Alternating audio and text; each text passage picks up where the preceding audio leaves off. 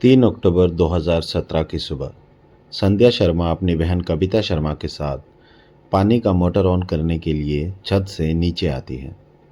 Motor on करने के बाद वो कमरे में दाखिल होती है और कमरे में दाखिल होते ही अंदर का नज़ारा देख के उसकी हालत बहुत ज़्यादा ख़राब हो जाती है। संध्या क्या, कोई भी इंसान अगर उस कमरे में बिना जाने दाखिल होता तो उसका भी यही हाल होता।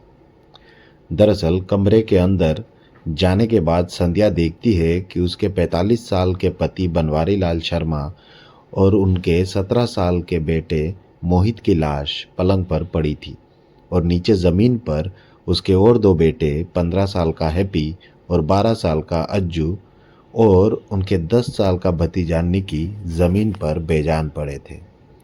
अब आप सोचिए, जिन लोगों ने कल रात को आपसे बात की हो, आपसे हंसी मजाक की हो, आपके साथ खाना खाया हो और अगले ही दिन सुबह आपको उनकी कटी हुई लाशें कमरे में मिले तो आपका क्या हाल होगा। अपने पति और बच्चों की लाश देखकर संध्या शर्मा जोर जोर से चिल्लाने लगी और उसकी चीख सुनकर आसपास के लोग वहां आ गए। जब पुलिस को इस घटना के बारे में बताया गया और पुलिस मौके वारदात पर पहुंची तो पुलिस के भी होश उड़ गए, क्योंकि उन्होंने भी इससे पहले ऐसा कुछ कभी नहीं देखा था। इस कहानी में हम कुछ आगे ऐसे खुलासे करेंगे जिसको आपको यकीन करना मुश्किल हो जाएगा। कहानी में आगे बढ़ने से पहले आपसे एक छोटी सी रिक्वेस्ट है, चैनल पर नए हैं तो प्लीज़ चैनल को सब्सक्राइब करें और वीडियो के रीच के लिए इस वीडियो को लाइक और शेयर ज़रूर करें। चैनल को थोड़ी सी हेल्प हो जाएगी। हेलो दोस्तों, मेरा नाम अली है। चलिए जानते हैं आज अलवर राजस्थान की इस दिल दहलाने वाली सच्ची कहानी को शुरुआत से।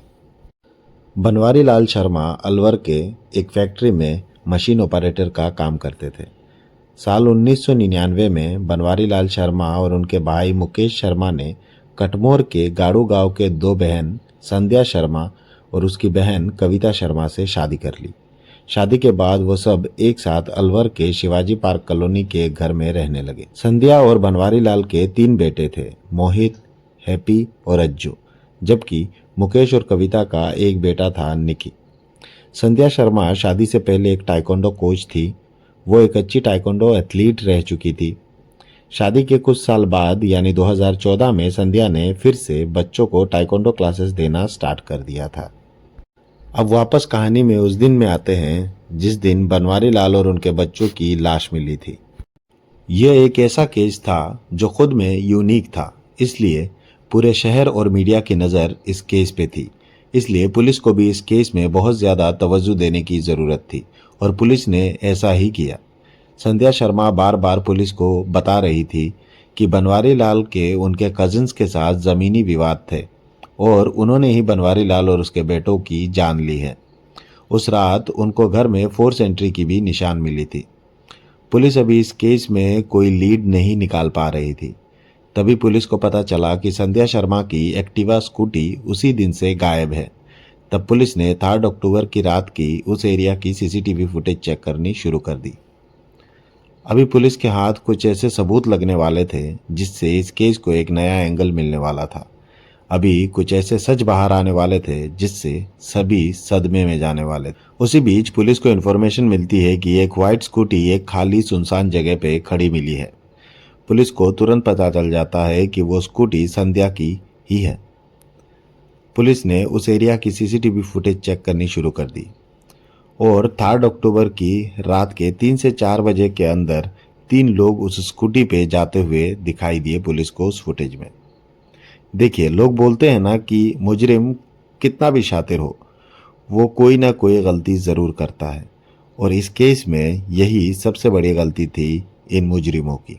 एक तो कातिल ने संध्या शर्मा की स्कूटी चुरा ली, ऊपर से ऐसी जगह पे जाके उन लोगों ने उस स्कूटी को छोड़ा जहाँ पे सीसीटीवी कैमरा लगा हुआ था।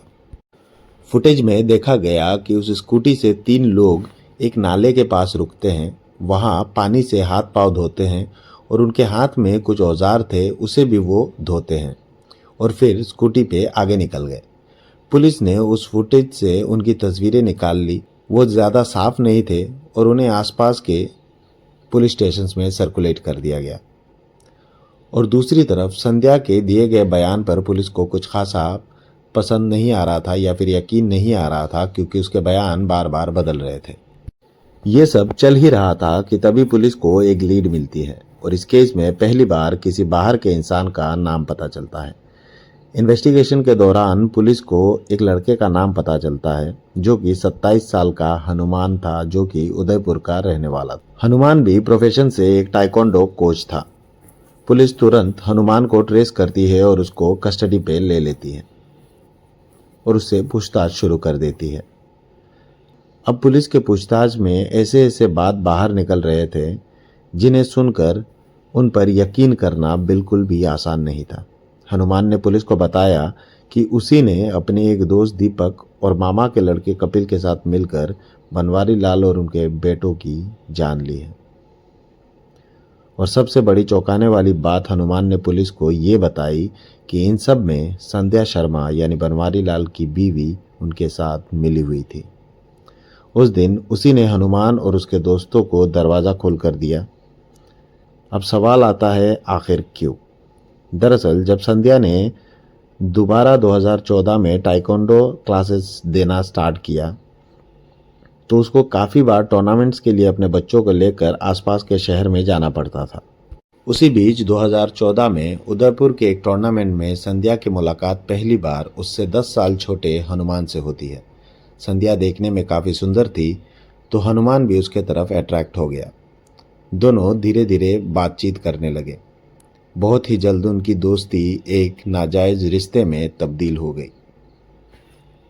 कुछ साल तक उनका ये अफेयर सही चल रहा था, किसी को कुछ पता नहीं चल रहा था। संध्या टूर्नामेंट के बहाने काफ़ी बार उदयपुर जाने लगी हनुमान से मिलने के लिए, लेकिन बोलते हैं ना कि कोई भी गलत चीज़ हमेशा छुपी नहीं रहती। बनवारी लाल और उनके बड़े बेटे मोहित को किसी तरह संध्या के अफेयर के बारे में पता चल गया और उन्होंने संध्या को सवाल जवाब करना शुरू कर दिया। अब संध्या का बाहर जाना बंद सा हो गया था। हनुमान का एक दोस्त अलवर राजस्थान में रहता था, तो अब हनुमान अलवर आने लगा संध्या से मिलने के लिए। लेकिन बनवारी लाल और मोहित को ये भी पता चल गया और अब वो संध्या को बहुत ज़्यादा क्वेश्चन करने लगे।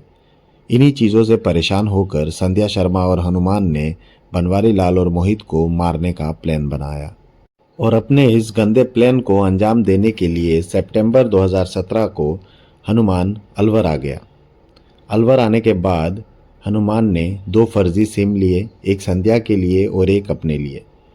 30 सितंबर को उसने चाकू और फिंगरप्रिंट्स से बचने के लिए ग्लव्स ऑर्डर किए और उन्हें खरीद लिया। जब उनकी सारी प्लानिंग पूरी हो गई तो 2 अक्टूबर की रात संध्या ने राजमा में नींद की दवाई मिलाकर पूरे परिवार वालों को खिला दी, जिसे खाने के तुरंत बाद सारे परिवार वाले जल्दी से सो गए। और कौन कहाँ सो रहा है, लोग जागे हैं या नहीं, उस आसपास के इलाके में लोग हैं कि नहीं, इन सब के बारे में संध्या फ़ोन पर हनुमान को अपडेट देती रहती थी।